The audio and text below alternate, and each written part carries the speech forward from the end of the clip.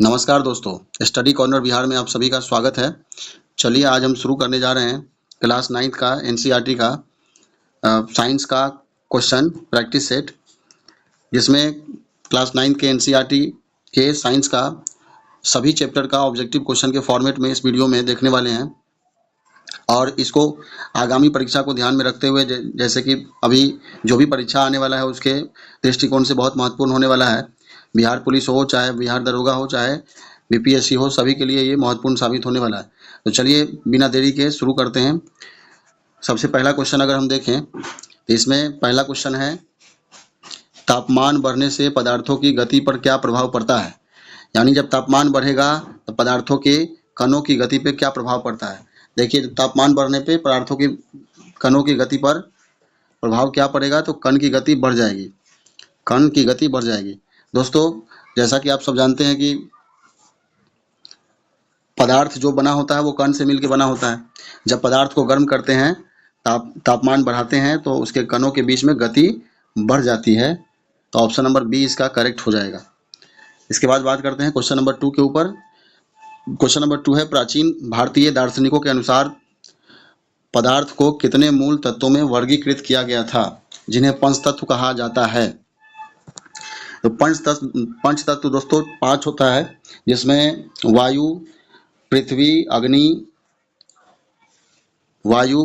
अग्नि और जल, आकाश, यानी ये 5 पंचतत्व होते हैं। तो 5 पंचतत्व होते हैं, तो इसका आंसर हो जाएगा ऑप्शन नंबर सी। 5 वर्गों में इसको जो है बांटा गया था। 5 तत्व मिलकर कोई भी पदार्थ बना होता है, तो इसका आंसर सी जाएगा। आगे बढ़ते हैं दोस्तों। अगला क्वेश्चन अगर आप देखिएगा तो इसमें क्वेश्चन नंबर 3 कहता है, निम्नलिखित में से कौन सा पंच तत्व में शामिल नहीं है। जैसा कि ऊपर के क्वेश्चन में देख चुके हैं दोस्तों, पंच तत्व में कौन होगा। वायु, पहला ऑप्शन है वायु और पृथ्वी, दूसरा ऑप्शन है अग्नि और जल, तीसरा ऑप्शन है आकाश और चौथा ऑप्शन है प्लास्टिक। तो पंच तत्व में कौन शामिल नहीं होगा, इसका आंसर हो जाएगा दोस्तों प्लास्टिक। प्लास्टिक शामिल नहीं होगा दोस्तों। यहाँ पे पूछा गया कौन शामिल नहीं है। वायु है, पृथ्वी है, अग्नि है, जल है और आकाश है। ये सभी पंच तत्व में शामिल पदार्थ हैं।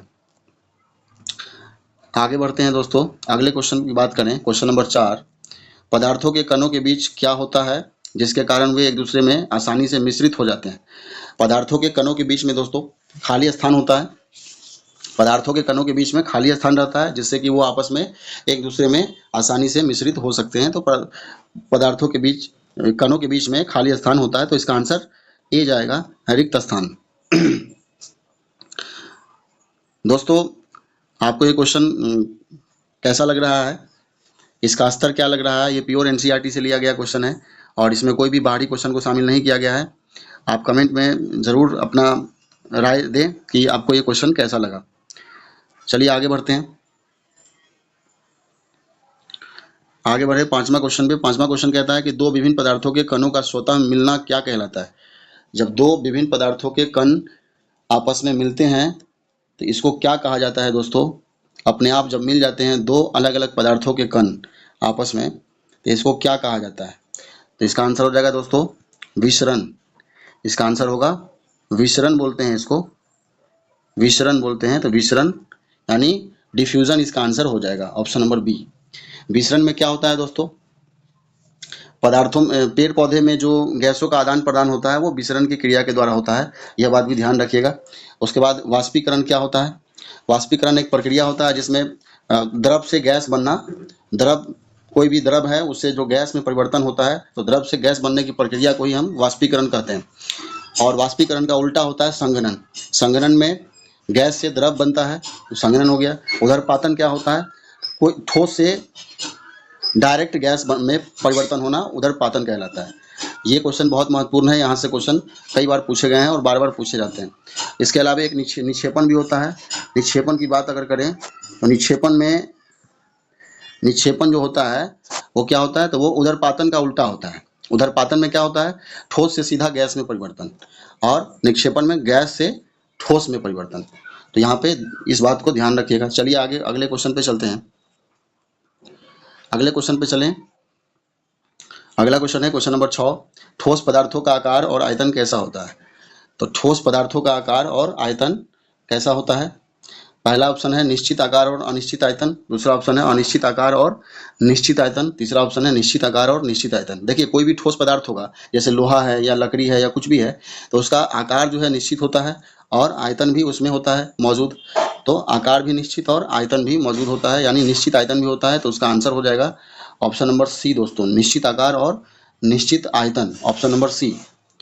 आगे बढ़ते हैं दोस्तों, अगले क्वेश्चन की तरफ देखिए। क्वेश्चन नंबर 7 कहता है द्रव पदार्थों के संदर्भ में कौन सा कथन सही है। सत्य कथन इसमें चुनना है। आकार निश्चित होता है, पहला ऑप्शन। दूसरा ऑप्शन है आकार निश्चित होता, आयतन निश्चित होता है लेकिन आकार नहीं। तीसरा ऑप्शन है आयतन अनिश्चित होता है। चौथा ऑप्शन है इनमें बहाव नहीं होता है। तो इस क्वेश्चन का आंसर क्या होगा दोस्तों। जब कोई भी द्रव पदार्थ, जैसे पानी ले लीजिए, चाहे दूध ले लीजिए, कुछ भी ले लीजिए, उसको कहीं भी आप रखते हैं तो जहाँ पे रखिएगा वैसा आकार वो ले लेता है। तो उसका कोई एक निश्चित आकार नहीं होता है, फिक्स नहीं होता है, वो कैसा भी आकार ले सकता है। वो गोल बर्तन में रखिएगा तो गोल बन जाएगा, डब्बा में रखिएगा तो डब्बा की तरह आकार ले लेगा, नीचे गिरा हुआ रहेगा जमीन पे तो जमीन के में वो अलग तरह का आकार ले लेगा। तो जिस बर्तन में उसको रखिएगा उस तरह का आकार द्रव पदार्थ ले लेता है। तो इसका आकार निश्चित नहीं होता है।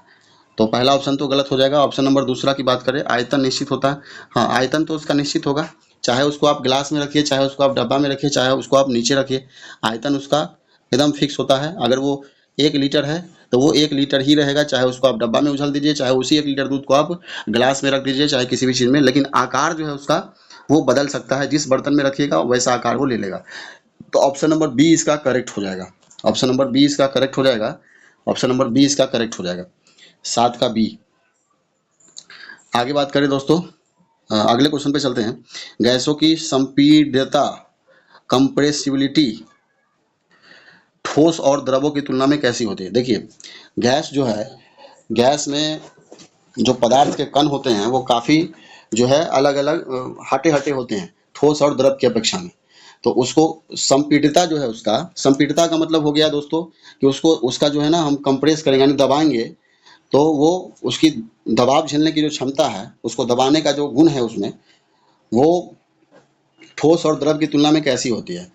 तो जब आप पन्नी में हवा भर लीजिएगा, उसको अगर आप दबाइएगा तो उसमें काफ़ी जितना आप दबाना चाहें उतना दबा सकते हैं उसको। और ठोस अगर कोई लकड़ी है, चाहे द्रव है, पानी है, उसको अगर आप दबाइएगा तो गैस की तुलना में बहुत कम उसको आप दबा सकते हैं, ठोस को और द्रव को। तो गैसों की संपीड़ितता जो है वो काफ़ी अधिक होती है ठोस और द्रव की तुलना में। तो ऑप्शन बी हो जाएगा सही। दोस्तों ये सब एनसीईआरटी का क्वेश्चन लिया गया है, एनसीईआरटी क्लास 9 के किताब से। और इस सीरीज को दोस्तों हम 4 वीडियो में कवर करने वाले हैं। इसका पार्ट 1 वीडियो ये बन रहा है, आप इसके बाद पार्ट 2, पार्ट 3 और पार्ट 4 भी जो है देख सकते हैं। इसमें दोस्तों आसान क्वेश्चन को रखा गया है और पार्ट 2 और पार्ट 3 और पार्ट 4 जो आएगा उसमें मीडियम और उच्च स्तरीय प्रश्न को रखा जाएगा, यानी इजी, मीडियम, टफ सारे कैटेगरी के सारे क्वेश्चन को कवर किया जाएगा पूरे क्लास 9 के एनसीईआरटी से। तो चलिए दोस्तों आगे बढ़ते हैं। अगले क्वेश्चन पर अगर चलिएगा, अगला क्वेश्चन कहता है कि वह तापमान जिस पर कोई ठोस पिघलकर द्रव बन जाता है। कोई भी ठोस है जो पिघल करके द्रव बन जाता है वो क्या कहलाता है। देखिए दोस्तों, बर्फ़ जो होता है वो 0 डिग्री टेम्परेचर पे पिघलने लगता है। और देखे होइएगा आप बर्फ़ को, जब उसका टेम्परेचर 0 डिग्री होगा तो वो पिघलने लगता है, पिघल करके वो पानी बनने लगता है। तो बर्फ़ तो ठोस होता है, लेकिन जब वो पिघल के पानी बन जाता है तो वो द्रव बन जाता है। तो ठोस जिस तापमान पे वह ठोस से पिघल के द्रव बन जाता है वो क्या कहलाता है। तो उसको दोस्तों गलनांक बोलते हैं। ये गुण गलनांक कहलाता है, जिसपे कोई भी ठोस पदार्थ गल करके द्रव बन जाता है, उसको गलनांक बोलते हैं। तो इसका ऑप्शन नंबर दोस्तों बी हो जाएगा आंसर। इसके बाद अगर बात करें क्वथनांक क्या होता है, इसमें अगर देखें क्वथनांक क्या होता है, क्वथनांक की अगर बात करें तो क्वथनांक क्या होता है दोस्तों। क्वथनांक होता है उबाल बिंदु, बॉइलिंग पॉइंट। कोई भी पदार्थ का उबाल बिंदु जो होता है, जितना डिग्री टेम्परेचर पे उबलता है उसी टेम्परेचर को क्वथनांक बोलते हैं। जैसे कि पानी का जल का क्वथनांक जो है वो 100 डिग्री सेल्सियस होता है, ठीक है, यानी उबाल बिंदु जिस पे वो पदार्थ उबलना शुरू कर दे। हिमांक क्या होता है, हिमांक मतलब होता है जमना। हिमांक की बात अगर करें तो हिमांक का मतलब होता है जमना। और संघनन, संघनन तो बताएं दोस्तों, अभी ऊपर के क्वेश्चन में कर चुके हैं इसको। संघनन मतलब होता है क्या, गैस से द्रव बनना, गैस से द्रव बनना। क्वथनांक मतलब उबाल बिंदु हो गया, ठीक है। यानी वाष्पीकरण का उल्टा होता है संघनन, ये बात आपको पता है। चलिए आगे बढ़ते हैं, अगले क्वेश्चन के ऊपर चलें।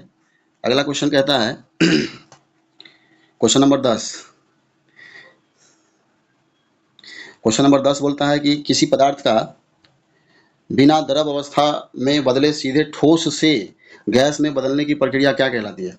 अभी अभी इससे पहले भी ये क्वेश्चन किए थे दोस्तों, ऊपर में कर चुके हैं, तो इस क्वेश्चन को आप खुद भी कर सकते हैं वीडियो पॉज करके। किसी पदार्थ का बिना द्रव अवस्था में बदले, यानी द्रव अवस्था में नहीं बदलेगा, वो ठोस से सीधा गैस में बदल जाएगा। तो ठोस से सीधा गैस में बदलना क्या कहलाता है दोस्तों। ठोस से सीधा गैस में, ठोस से अगर सीधा गैस में बदल रहा है कोई, बिना द्रव में बदले हुए सीधा गैस बन जा रहा है, इसको बोलते हैं दोस्तों उदरपातन। तो ऑप्शन नंबर सी हो जाएगा इसका करेक्ट। बाकी निक्षेपण क्या होता है, निक्षेपण होता है उदरपातन का उल्टा प्रक्रिया। उदरपातन का उल्टा मतलब गैस से सीधा ठोस, गैस से सीधा ठोस में जो बदलेगा वो निक्षेपण हो जाएगा। संघनन क्या होता है, वाष्पीकरण क्या होता है, वाष्पीकरण होता है द्रव से गैस बनना, द्रव से गैस बनना, उस प्रक्रिया को वाष्पीकरण बोलते हैं। और संघनन क्या होता है, वाष्पीकरण का जस्ट उल्टा, गैस से द्रव बनना, गैस से द्रव बनना। तो चलिए चारों ऑप्शन आपका क्लियर है, तो इसका ऑप्शन हो जाएगा ऑप्शन नंबर सी। आगे बढ़ें, अगला क्वेश्चन देखिएगा। दो या दो से अधिक शुद्ध पदार्थों के अनिश्चित अनुपात में मिलने से क्या बनता है। जब दो या दो से अधिक पदार्थ को एक अनिश्चित अनुपात में मिलाया जाता है तो उससे जो बनता है उसको मिश्रण बोलते हैं, उसको मिश्रण कहा जाता है दोस्तों, मिश्रण। इसका आंसर हो जाएगा मिश्रण। अगले क्वेश्चन पे अगर चलें 11 का सी हो जाएगा मिश्रण। बाकी परमाणु क्या होता है, परमाणु किसी पदार्थ का सबसे छोटा कण होता है दोस्तों। परमाणु का खोज किसने किया था, परमाणु का खोज प्राचीन काल में महर्षि कणाद ने किया था, और आधुनिक काल में सन 1808 ईस्वी में परमाणु का खोज डाल्टन ने किया था। चलिए आगे बढ़ें, क्वेश्चन नंबर 11 है, विलयन किस प्रकार का मिश्रण होता है। विलयन मिश्रण दोस्तों तीन प्रकार का जनरली होता है, विलयन होता है, निलंबन होता है और कोलाइडी होता है। ये तीन प्रकार के जो मिश्रण होते हैं, इसमें पूछ रहा है कि विलयन किस प्रकार का मिश्रण है, विलयन किस प्रकार का मिश्रण है। तो विलयन होगा,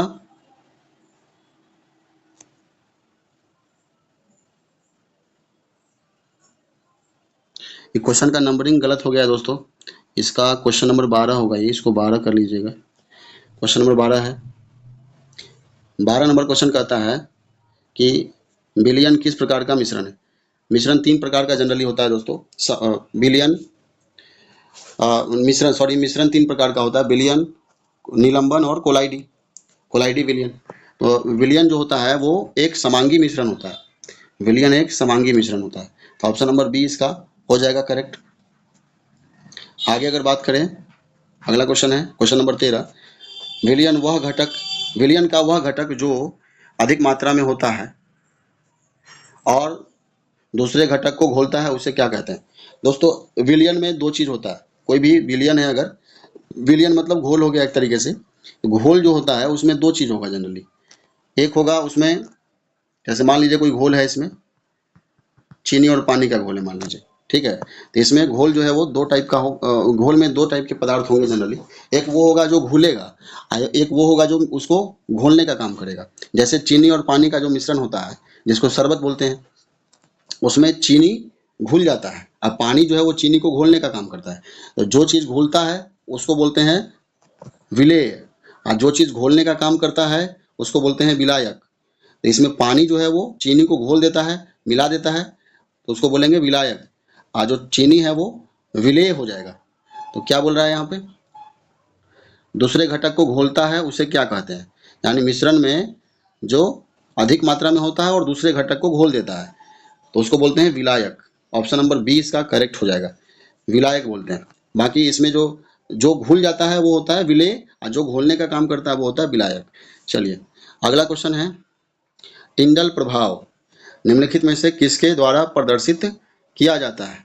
टिंडल प्रभाव जो है वो कोलाइडी विलयन के कारण होता है, टिंडल प्रभाव जो है वो कोलाइडी विलयन के कारण होता है। तो इसका ऑप्शन नंबर जो है वो बी जाएगा, बी इज करेक्ट है।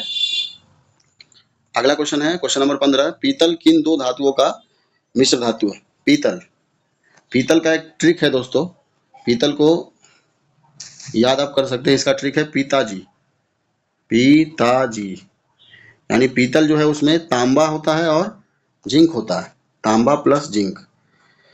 पीतल में तांबा कितना परसेंट होता है? तांबा होता है 70% और जिंक होता है 30%। ये पीतल का मिश्रण होता है। तो इसमें जो है वो पीतल दो चीज से मिलकर बना हुआ है, जिंक यानी जस्ता और तांबा। तो ऑप्शन नंबर बी हो जाएगा इसका। अगला क्वेश्चन देखिएगा, निलंबन के कणों का आकार कैसा होता है? निलंबन विलयन मिश्रण 3 प्रकार का होता है, विलयन, निलंबन और कोलाइडी। तो निलंबन के कणों का आकार कैसा होता है? देखिए, विलयन का जो कण होता है वो काफ़ी छोटा होता है, निलंबन का जो कण होता है वो थोड़ा बड़ा होता है विलयन की अपेक्षा में, और कोलाइडी का जो कण होता है वो और ज़्यादा बड़ा होता है। तो इससे इन्हें पहला ऑप्शन है, इन्हें आंखों से देखा जा सकता है। ये आंखों से अदृश्य होते हैं, ये प्रकाश को नहीं फैलाते, ये पूरी तरह पारदर्शी होते हैं। तो ऑप्शन नंबर ए इसका करेक्ट हो जाएगा, इन्हें आंखों से देखा जा सकता है, यानी निलंबन के कण को हम आंखों से देख सकते हैं। तो 16 का ऑप्शन नंबर ए। और एक और बात ध्यान रखिएगा, निलंबन जो है वो एक प्रकार का विषमांगी मिश्रण होता है। निलंबन कैसा मिश्रण है? विषमांगी। विलयन कैसा मिश्रण है? समांगी मिश्रण है। निलंबन कैसा मिश्रण है? विषमांगी मिश्रण है। चलिए अगला क्वेश्चन है, दूध किस प्रकार के कोलाइड विलयन का उदाहरण है? दूध क्या है? दूध एक इमल्सन होता है। सबसे पहली बात, इसमें दो बात है। पहला बात है कि इसमें दूध किस प्रकार का कोलाइडी विलयन। तो पहला क्वेश्चन तो ये हो गया कि दूध जो है कोलाइडी विलयन होता है। अब कोलाइडी विलयन में भी किस तरह का होता है? तो दूध एक इमल्सन होता है, पायस होता है, इस बात को ध्यान रखेंगे। 17 का बी हो जाएगा आंसर। दूध एक पायस होता है, इमल्सन होता है और एक कोलाइडी विलयन है। चलिए आगे बढ़ें। अगला क्वेश्चन है, स्याही में मौजूद रंगों को पृथक करने के लिए किस विधि का प्रयोग किया जाता है? स्याही में जो स्याही जो लिखते हैं हम लोग, उसमें जो रंग होता है उसको अगर अलग करना है तो उसके लिए किस विधि का प्रयोग किया जाएगा दोस्तों? तो स्याही में रंग को अलग करने के लिए किस विधि का प्रयोग किया जाएगा? तो उसके लिए प्रयोग किया जाएगा क्रोमैटोग्राफी विधि। क्रोमैटोग्राफी विधि, तो इसका हो जाएगा बी आंसर करेक्ट, क्रोमैटोग्राफी विधि। ठीक है, बाकी पहला ऑप्शन है वाष्पीकरण। तो वाष्पीकरण आप लोग जानते ही हैं, वाष्पीकरण मतलब हो गया कि द्रव से गैस में बदलने की प्रक्रिया। आसवन भी एक पृथक्करण की विधि है जिसमें दो पदार्थों को अलग किया जाता है। और अपकेंद्रीकरण क्या है? अपकेंद्रीकरण जो है वो अपकेंद्रीकरण जो है वो एक बल है जो वॉशिंग मशीन में फॉलो होता है। बाकी दूध से मक्खन निकालते हैं तो अपकेंद्रीकरण विधि के द्वारा ही निकलता है। ये दो एग्जाम्पल इसका है, इसको आप ध्यान रख सकते हैं, इससे भी क्वेश्चन आता है। अपकेंद्रीकरण बल में जो है वो केंद्र से बाहर की तरफ बल लगता है दोस्तों। जैसे ये है, इससे बाहर की तरफ बल लगता है, ये बात आप लोग जानते हैं, बाहर की तरफ बल लगता है। और एक होता है अभिकेंद्री बल। अभिकेंद्रीय बल जो है वो अंदर की तरफ लगता है, केंद्र की ओर लगेगा, वो केंद्र की ओर बल लगेगा, उसको बोलेंगे अभिकेंद्रीय। जैसे मौत का कुआं हो गया, मौत का कुआं जो है वो अभिकेंद्रीय बल पे काम करता है दोस्तों। चलिए अगले क्वेश्चन को देखते हैं। अगला क्वेश्चन है 19 नंबर, दो घुलनशील द्रवों जिसके क्वथनांकों में 25 केल्विन से कम का अंतर है, इसको अलग करने के लिए कौन सी विधि अपनाई जाती है? तो इसके लिए कौन सी विधि अपनाई जा सकती है दोस्तों? यानी दो द्रव अगर घुला हुआ है आपस में, उसका क्वथनांक में 25 केल्विन से कम का अंतर है, तो उसके लिए कौन सा विधि, उसको अलग अलग अगर करना है तो उसके लिए कौन सा विधि का प्रयोग किया जाता है? तो उसके लिए प्रभाजी आसवन विधि का प्रयोग किया जाता है। प्रभाजी आसवन विधि का प्रयोग करेंगे दोस्तों। 19 का बी हो जाएगा सही। बाकी क्वेश्चन नंबर 20 देखते हैं। क्वेश्चन नंबर 20 है, निम्नलिखित में से कौन सा एक रासायनिक परिवर्तन है? रासायनिक परिवर्तन दो तरह का होता है दोस्तों, भौतिक परिवर्तन और रासायनिक परिवर्तन। दो परिवर्तन होता है, एक होता है भौतिक परिवर्तन और एक होता है रासायनिक परिवर्तन। यहाँ से भी दोस्तों क्वेश्चन पूछे जाते हैं। तो इसमें हो जाएगा रासायनिक परिवर्तन कौन है? पहला ऑप्शन है बर्फ का पिघलना, दूसरा ऑप्शन है लकड़ी का जलना, तीसरा ऑप्शन है जल का वाष्प बनना और चौथा ऑप्शन है नमक का पानी में घुलना। तो इसमें हो जाएगा आंसर 20 का बी लकड़ी का जलना। लकड़ी का जलना रासायनिक परिवर्तन है। बाकी जो बर्फ का पिघलना है, जल का वाष्प बनना है, ये सब क्या है? ये सब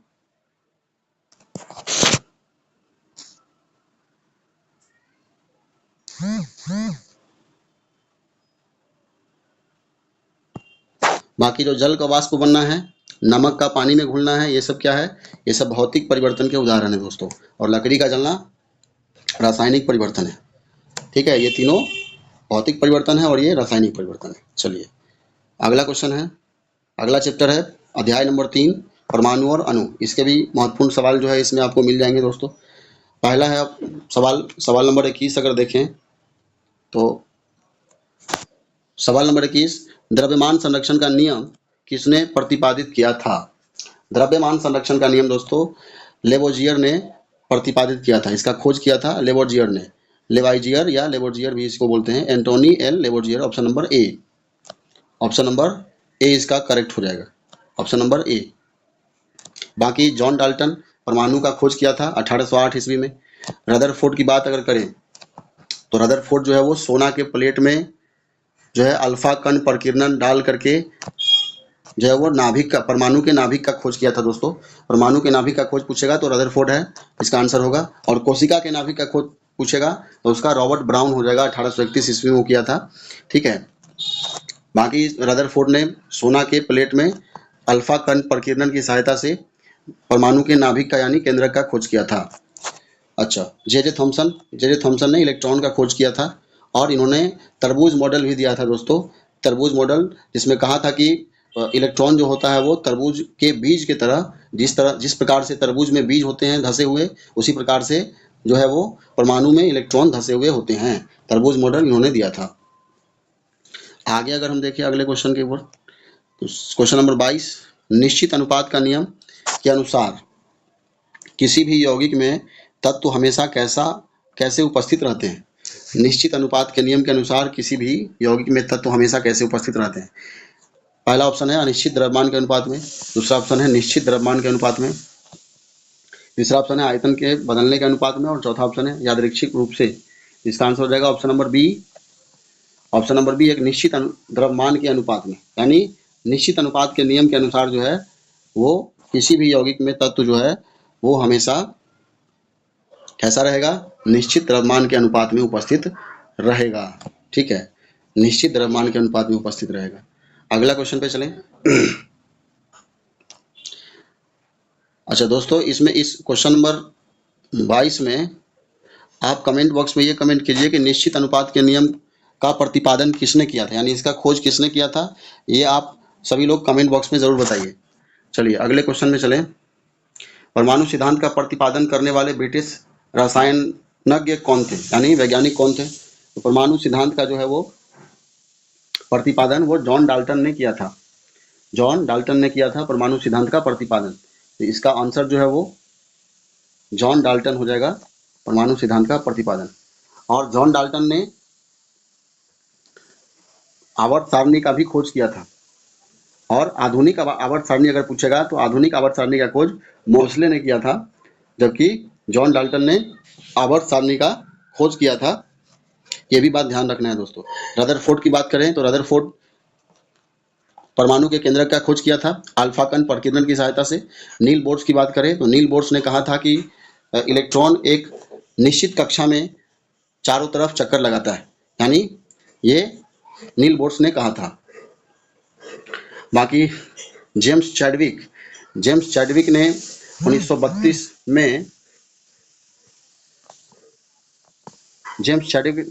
1932 में न्यूट्रॉन का खोज किया था दोस्तों। न्यूट्रॉन का खोज। और इलेक्ट्रॉन का खोज किया था इलेक्ट्रॉन का जे थॉमसन। और प्रोटॉन का खोज किसने किया? प्रोटॉन का खोज किया था गोल्डस्टीन। ठीक है, आगे बढ़ें। अगला क्वेश्चन है IUPAC का पूर्ण रूप क्या है, यानी इसका फुल फॉर्म क्या होता है? International union of pure and applied chemistry. ये डायरेक्ट क्वेश्चन में एग्जाम में पूछा जाता है, तो इसको आप ध्यान रखिएगा। International union of pure and applied chemistry, ये इसका फुल फॉर्म होता है। अगला क्वेश्चन की बात करें तो अगला क्वेश्चन नंबर 25 होगा। परमाणु द्रव्यमान को मापने के लिए परमाणु द्रव्यमान को मापने के लिए वर्तमान में किस मानक का उपयोग किया जाता है? यानी परमाणु द्रव्यमान को मापने के लिए कार्बन 12 विधि का समस्थानिक का प्रयोग किया जाता है। कार्बन 12 समस्थानिक का प्रयोग करते हैं परमाणु के द्रव्यमान को ज्ञात करने के लिए। तो ऑप्शन नंबर सी हो जाएगा इसका आंसर, 25 का सी।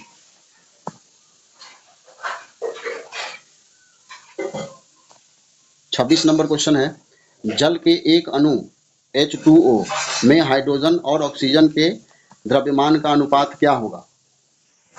देखिए दोस्तों, ये एक अच्छा क्वेश्चन है। इसका आंसर क्या होगा? देखिए, हाइड्रोजन, क्वेश्चन कहता है कि जल के एक अणु में हाइड्रोजन और ऑक्सीजन के द्रव्यमान का अनुपात क्या होता है। तो जल का जो सूत्र है वो H2O है। इसमें हाइड्रोजन और ऑक्सीजन के द्रव्यमान का अनुपात पूछ रहा है। तो हाइड्रोजन का परमाणु संख्या 1 होता है, ये हमें पता है, और हाइड्रोजन का द्रव्यमान जो होता है वो संख्या जो है वो कितना होता है? हाइड्रोजन का द्रव्यमान संख्या 1 होता है और परमाणु संख्या भी 1 होता है। और हाइड्रोजन का यहाँ कितने परमाणु हैं? 2 है। 2 परमाणु के द्रव्यमान संख्या कितने हो जाएंगे? तो 2 परमाणु के द्रव्यमान संख्या हो जाएंगे 2। एक परमाणु का 1 तो 2 परमाणु का 2, ठीक है। और उसका अनुपात कर रहा है इसका जो है वो जल के द्रव्यमान संख्या से। जल का परमाणु संख्या होता है 8, सॉरी जल नहीं, ये जल बोल दिए, ऑक्सीजन। ऑक्सीजन का परमाणु क्रमांक होता है 8। उसका द्रव्यमान संख्या निकालने के लिए उसका दुगुना कर दीजिए, तो 8 दूनी 16, इसका 16 हो जाएगा। अब इसको काटिएगा तो 2 एकम 2, 2 अट्ठे 16, यानी दोनों के द्रव्यमान संख्या का अनुपात जो है वो 1:8 आ जाएगा। तो इसका आंसर ए हो जाएगा दोस्तों। 27 नंबर क्वेश्चन है, किसी तत्व के स्वतंत्र रूप से अस्तित्व में रहने वाले सबसे छोटे कण को क्या कहते हैं, जो उसके सभी गुण को प्रदर्शित करता है? यानी किसी तत्व के स्वतंत्र रूप से अस्तित्व में रहने वाले सबसे छोटे कण को क्या कहते हैं, जो उसके सभी गुण को प्रदर्शित करता है? तो इसको बोलते हैं अणु। अणु होता है जो सबसे छोटा कण होता है और ये स्वतंत्र रूप में रहता है। यहाँ पे स्वतंत्र रूप नहीं बोला होता तो इसको जो है वो, इसका आंसर परमाणु हो जाता, क्योंकि पदार्थ का जो है वो सबसे छोटा कण परमाणु होता है, लेकिन यहाँ स्वतंत्र रूप बोला है तो इसलिए इसका आंसर अणु हो जाएगा। चलिए अगला क्वेश्चन है, अवोगाद्रो स्थिरांक का मान कितना होता है? ये महत्वपूर्ण क्वेश्चन है। इसका मान जो होता है वो होता है 6.022 गुना 10 का पावर -23। 6.022 गुना 10 का पावर -23, ये होता है अवोगाद्रो स्थिरांक का मान। सॉरी दोस्तों, 10 का पावर +23 होता है, -23 नहीं, प्लस में, पॉजिटिव में होगा। ऑप्शन ए इसका आंसर चला जाएगा। ऑप्शन ए इसका आंसर चला जाएगा। 6.022 गुना 10 का पावर 23, ये अवोगाद्रो स्थिरांक का मान होता है। चलिए आगे बढ़ें। अगला क्वेश्चन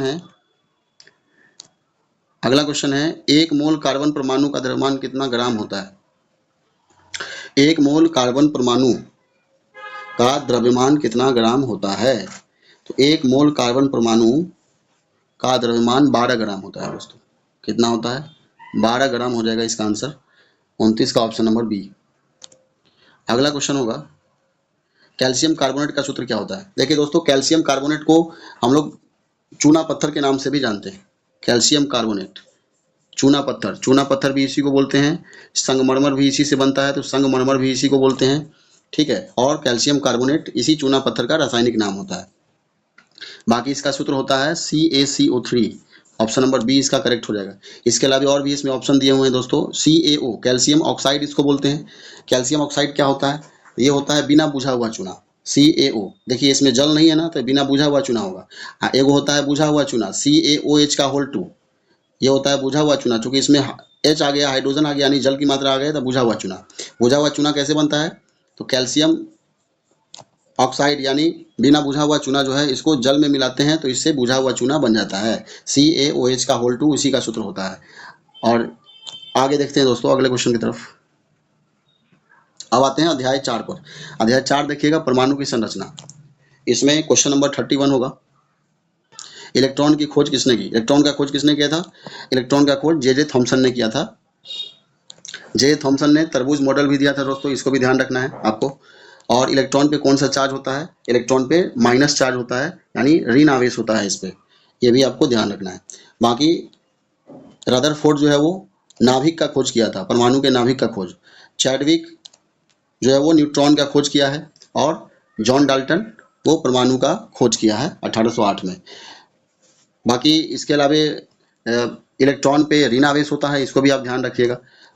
ये प्रोटॉन पे धनावेश होता है, इसको भी ध्यान रखिएगा। और न्यूट्रॉन पे कोई भी आवेश नहीं होता है दोस्तों, वो आवेश रहित कण होता है। चलिए अगला क्वेश्चन देखें, परमाणु का क्रिसमस पुडिंग या तरबूज मॉडल। देखिए फिर से वही क्वेश्चन आ गया, तरबूज मॉडल का सिद्धांत किसने दिया था, तो अभी अभी बताए थे दोस्तों, तरबूज मॉडल का सिद्धांत जे थॉमसन ने दिया था। जे थॉमसन ने दिया था। इसने कहा था कि तरबूज के बीज की तरह परमाणु में, जिस प्रकार से तरबूज में बीज धसे होते हैं, उसी प्रकार से परमाणु में इलेक्ट्रॉन धसे होते हैं। लेकिन आगे चल के नील बोर्स ने इस चीज़ का खंडन किया, और उसने बताया कि जो परमाणु है उसमें जो इलेक्ट्रॉन है वो एक खास कक्षा में चक्कर लगाता रहता है चारों तरफ। ये नील्स बोर ने कहा था। फिलहाल इस तरबूज मॉडल का आंसर हो जाएगा जे थॉमसन। डाल्टन क्या किया था, तो परमाणु का खोज किया था 1808 में। रदरफोर्ड परमाणु के नाभिक का खोज किया था, यानी केंद्रक का खोज किया था अल्फा कण प्रकीर्णन की सहायता से। स्वर्ण प्लेट का भी यूज किया था, इस बात को भी ध्यान रखना है। जितना भी बात एक्स्ट्रा बात बता रहे हैं दोस्तों, ये सब अपने आप में क्वेश्चन है, और ये सब एनसीईआरटी का महत्वपूर्ण फैक्ट है, इसको आप ध्यान रख सकते हैं। अगला क्वेश्चन है, रदरफोर्ड के अल्फा कण प्रकीर्णन का प्रयोग ने किसकी खोज का मार्ग प्रशस्त किया। माने रदरफोर्ड का अल्फा कण प्रकीर्णन, रदरफोर्ड ने जो नाभिक का खोज किया था परमाणु में, तो उसमें अल्फा कण प्रकीर्णन का प्रयोग उसने किया था, ठीक है, और स्वर्ण प्लेट की सहायता से। तो बोला है किसकी मार्ग प्रशस्त किया, यानी परमाणु का नाभिक का खोज इसने किया था। तो परमाणु का नाभिक, इसका आंसर ऑप्शन नंबर बी हो जाएगा। 33 का ऑप्शन नंबर बी, परमाणु के नाभिक का खोज किया था ये रदरफोर्ड। अगला क्वेश्चन देखिएगा, परमाणु के नाभिक में कौन से उप परमाणु कण उपस्थित होते हैं। देखिए दोस्तों, परमाणु अगर है तो इसके नाभिक में यानी केंद्र में जो है वो प्रोटॉन रहता है और प्लस न्यूट्रॉन रहता है। प्रोटॉन और न्यूट्रॉन केंद्र में रहता है, और इलेक्ट्रॉन इसके चारों तरफ चक्कर काटता रहता है। चारों तरफ एक खास कक्षा में चक्कर काटता रहता है चारों तरफ किसी भी परमाणु। तो ये हो जाएगा दोस्तों प्रोटॉन और न्यूट्रॉन, ऑप्शन नंबर बी हो जाएगा इसका आंसर, 34 का बी। बाकी क्वेश्चन का कलेक्शन कैसा लगा दोस्तों, ये प्योर एनसीईआरटी से लिया गया क्वेश्चन है। आपको कैसा लगा कमेंट बॉक्स में जरूर बताइएगा, इससे आपको फायदा हुआ कि नहीं ये भी जरूर बताइएगा आप। वर्ष 1932 में न्यूट्रॉन की खोज किसने की। 1932 में न्यूट्रॉन का खोज किसने किया था, जैसा कि आपको बता चुके हैं, न्यूट्रॉन का खोज जेम्स चैडविक ने किया था 1932 में। और न्यूट्रॉन क्या है, एक उदासीन कण है, और यह कहाँ पाया जाता है, तो यह पाया जाता है परमाणु के केंद्रक में, यानी नाभिक में। नाभिक में दो कण पाए जाते हैं, प्रोटॉन और न्यूट्रॉन। और इलेक्ट्रॉन केंद्रक में नहीं पाया जाता है, इलेक्ट्रॉन चारों तरफ चक्कर लगाता रहता है। बाकी जे थॉमसन इलेक्ट्रॉन का खोज किया था, ये ध्यान है आपको। गोल्डस्टीन ने प्रोटॉन का खोज किया है, और चैडविक ने न्यूट्रॉन का खोज किया है। बोर ने इलेक्ट्रॉन चारों तरफ चक्कर लगाता है, इस चीज का खोज किया है। नेक्स्ट क्वेश्चन है, किसी कक्षा में इलेक्ट्रॉन की अधिकतम संख्या ज्ञात करने का सूत्र क्या है। इलेक्ट्रॉन की अधिकतम संख्या ज्ञात करने का सूत्र होता है 2n स्क्वायर।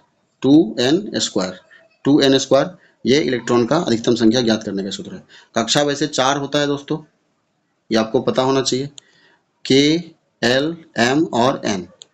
कक्षा k में इलेक्ट्रॉन का संख्या पता करना है तो n के जगह 1 रखेंगे, तो k में आ जाएगा 2 गुना 1 का स्क्वायर यानी 2, और l में करना है तो n की जगह 2, फिर m में करना है तो n की जगह 3, इस प्रकार से रख करके आप कर सकते हैं।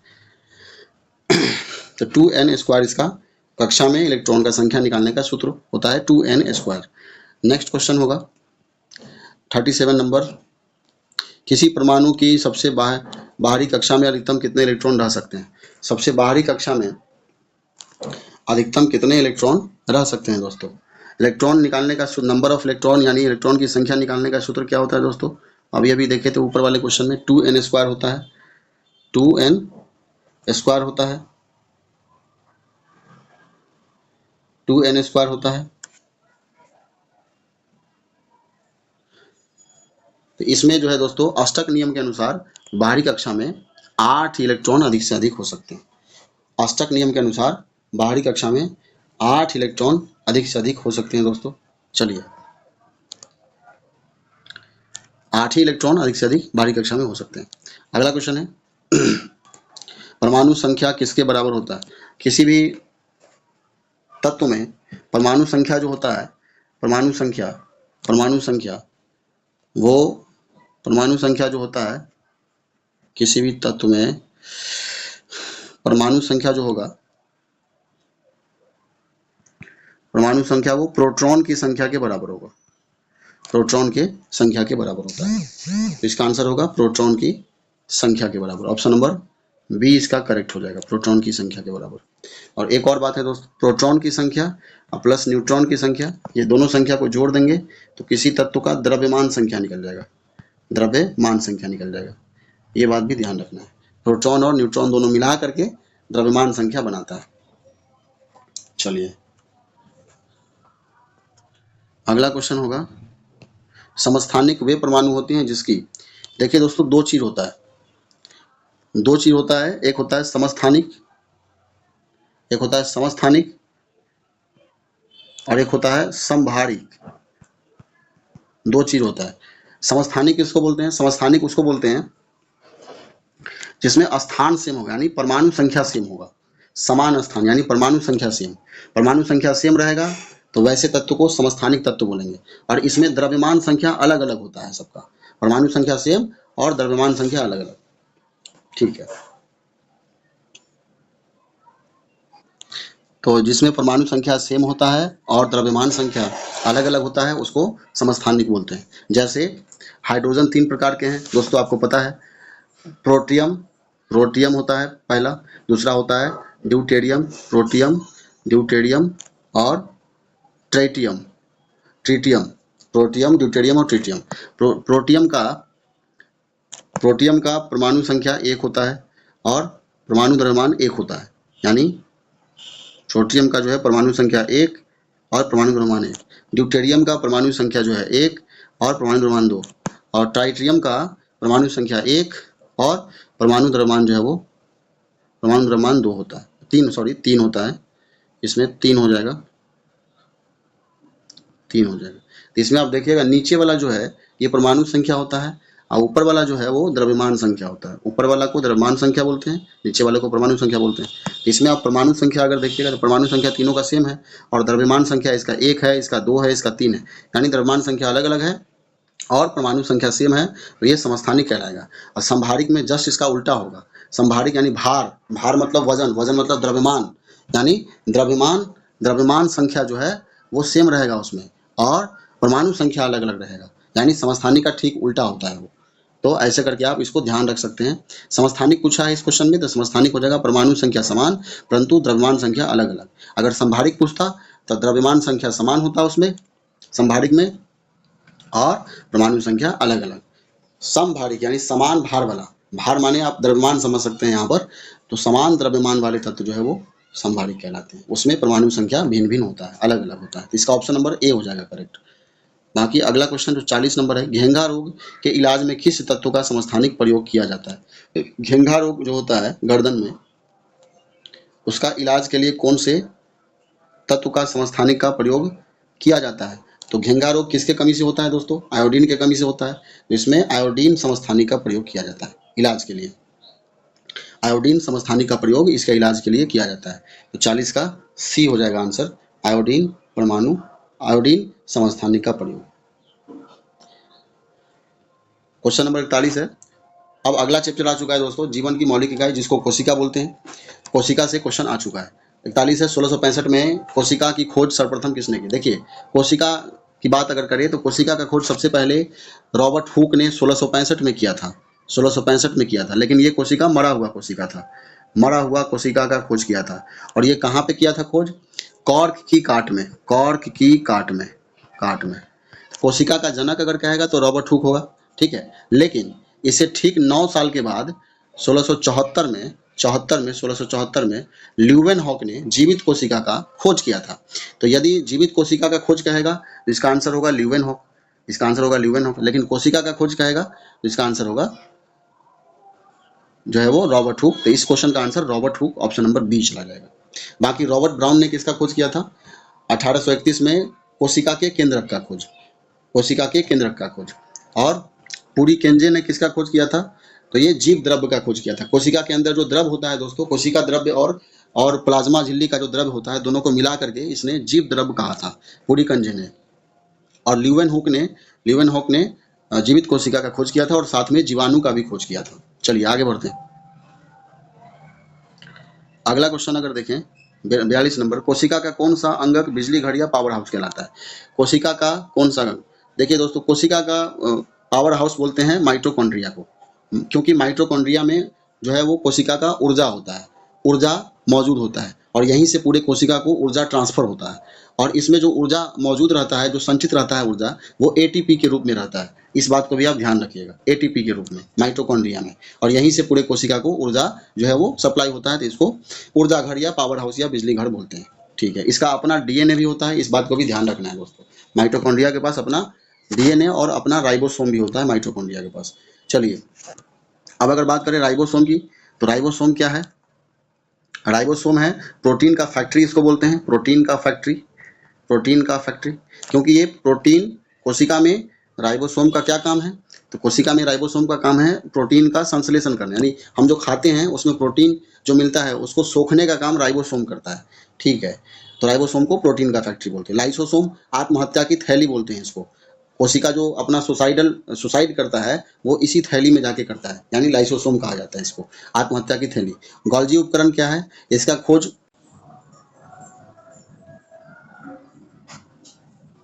गोल्जी उपकरण को ट्रैफिक पुलिस बोलते हैं कोशिका का, इस बात को भी इसमें आपको ध्यान रखना होगा। चलिए 43 नंबर क्वेश्चन है, किस कोशिका अंगक को कोशिका की आत्मघाती थैली कहा जाता है? आत्महत्या की थैली किसको बोलते हैं? अभी ऊपर के क्वेश्चन में डिस्कस कर चुके हैं इसको। आत्महत्या की थैली बोलते हैं लाइसोसोम को, लाइसोसोम इसका आंसर हो जाएगा।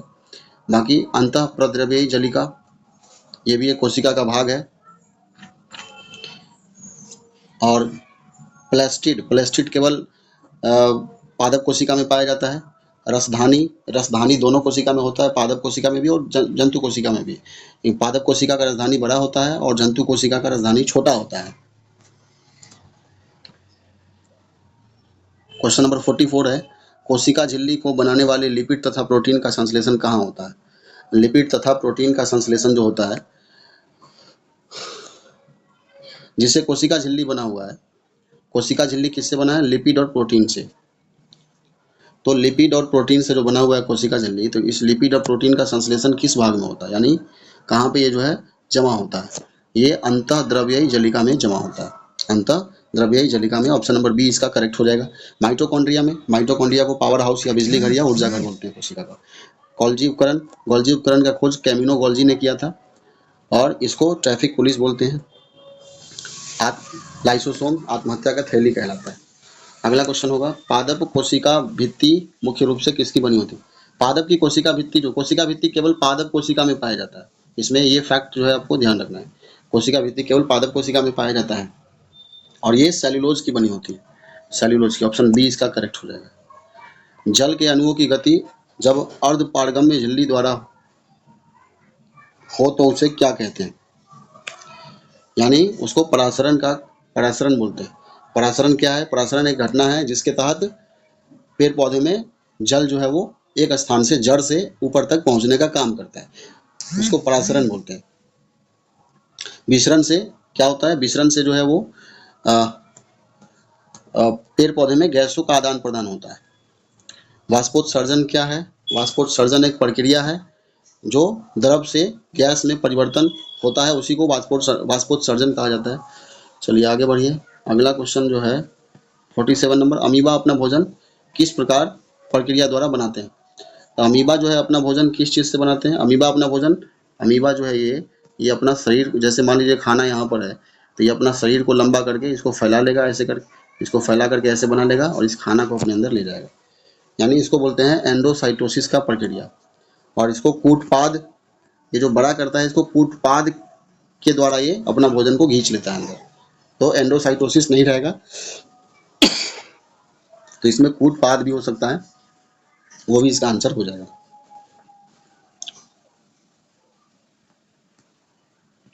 प्रोटीन संश्लेषण का कार्य कोशिका के किस अंगक में होता है? प्रोटीन संश्लेषण का काम राइबोसोम में किया जाता है, जैसा कि हम आपको ऊपर के क्वेश्चन में बता चुके हैं। राइबोसोम। लाइसोसोम क्या है? आत्महत्या की थैली बोलते हैं लाइसोसोम को। रसधानी पादप कोशिका में बड़ी होती है, जंतु कोशिका में छोटी होती है। गोल्जी उपकरण, ट्रैफिक पुलिस बोलते हैं इसको कोशिका का, इस बात को ध्यान रखना है आपको। क्वेश्चन लास्ट में 2 क्वेश्चन बच गया दोस्तों। पादप कोशिका और जंतु कोशिका की राजधानियों में मुख्य अंतर क्या है? इस 49 नंबर क्वेश्चन का आंसर आप लोग खुद एक कमेंट बॉक्स में कमेंट करके बताइए, क्या होगा इसका आंसर? क्या होगा इसका आंसर?